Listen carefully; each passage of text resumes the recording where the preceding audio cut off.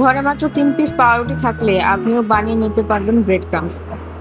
যে কোনো নাস্তা বানানোর জন্যই এখন আর বাজার থেকে ব্রেড ক্রাম্বস কিনে আনার কোনো প্রয়োজন নেই। আমি আজকে খুবই সহজ উপায়ে দেখিয়ে দিচ্ছি কিভাবে ২ রকমের ব্রেড ক্রাম্বস বানিয়ে নিতে পারবেন। প্রথমে আমি এখানে ৩ পিস পাউরুটি নিয়ে নিয়েছি এবং একটি ছুরির সাহায্যে এই পাউরুটিগুলোকে স্কয়ার শেপ করে কেটে নিচ্ছি।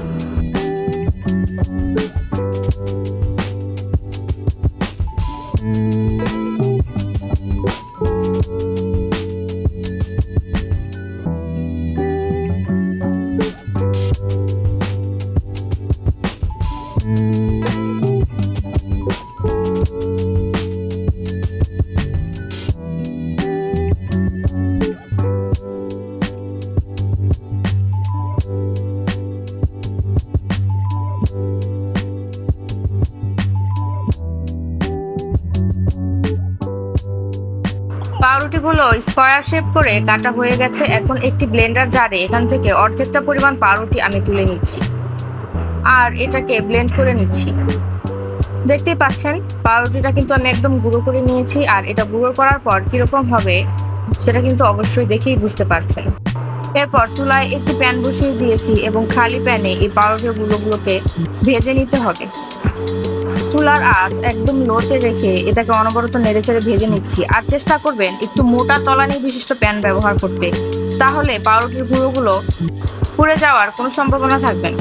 প্রায় ৫ থেকে ৭ মিনিট সময় ভেজে নেওয়ার পর এটা একদম মুচমুচে হয়ে যাবে, আর এটা দেখেই বোঝা যাচ্ছে এটা কতটা মুচমুচে এবং ক্রিস্পি হয়েছে।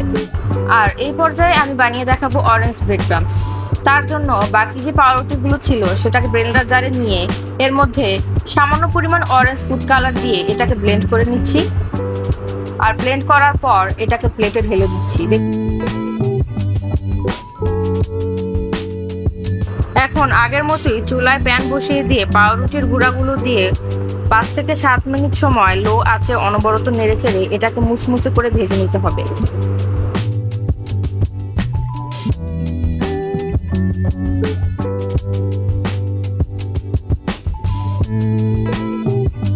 আর এই ব্রেড ক্রাম্বস গুলো ভাজা হয়েছে কিনা সেটা কিভাবে বুঝবেন? যখনই দেখবেন ব্রেড ক্রাম্বস একটার সাথে একটা লেগে যাচ্ছে না এবং ফ্রাই প্যানের গায়ের থেকে ছেড়ে আসছে, সেই মুহূর্তেই এটাকে নামিয়ে নেবেন। এটা কিন্তু একদমই গরম অবস্থায় ফ্রাই প্যানের মধ্যে রেখে দেওয়া যাবে না। ঠান্ডা হলে এই ব্রেড ক্রাম্বস গুলো আরো বেশি মুচমুচে হয়ে যাবে। আজকের মতো এখানেই বিদায় নিচ্ছি। দেখা হচ্ছে পরের কোনো ভিডিওতে। ধন্যবাদ।